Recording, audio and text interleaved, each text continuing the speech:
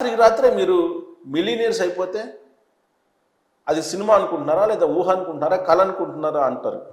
కానీ నిజ జీవితంలో రాత్రే మిలీనియర్లు అయిపోతే దీన్ని సినిమా కన్నా అద్భుతం అనుకోవాలి.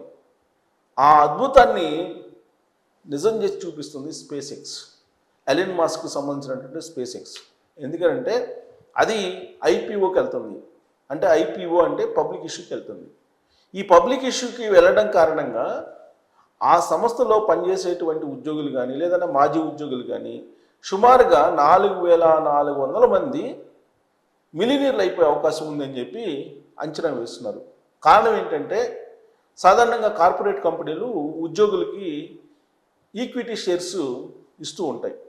అంటే శాలరీతో పాటు బోనస్ అలాగే ఈక్విటీ షేర్స్ ఇస్తూ ఉంటాయి. ఆ షేర్స్ని ఎంప్లాయీస్ ఉంచుకుంటారు. ఇప్పుడు పబ్లిక్ ఇష్యూకి వెళ్తుంది ఇది స్పేస్ ఎక్స్. దాని వాల్యూ ఎక్కువ. ఇప్పుడు అవి కొనుగోలు చేస్తే పబ్లిక్ ఇష్యూకి వెళ్తే దాని సంపద పెరుగుతుంది. ఆ సంపద పెరగడంతో ఒకేసారిగా వీళ్ళ షేర్ల వాల్యూ కూడా పెరుగుతుంది.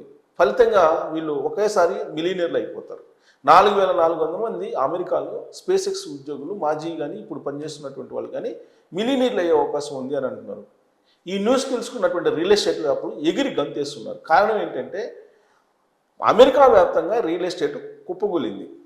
రియల్ ఎస్టేటు బాగా పడిపోయినటువంటి క్రమంలో బాగా నష్టాలు సంక్షోభంలో ఉన్నటువంటి ప్రస్తుత పరిస్థితుల్లో స్పేస్ ఎక్స్ 4400 మందిని మిలీనియర్లు చేస్తుంది. కాబట్టి వాళ్ళు ఆ సంపదని రియల్ ఎస్టేట్లో ఇన్వెస్ట్ చేస్తారు అనేది రియల్ ఎస్టేట్ సంస్థల యొక్క అంచనా.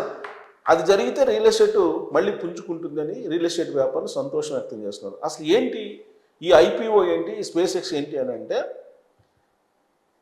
ఒక్కొక్క షేరు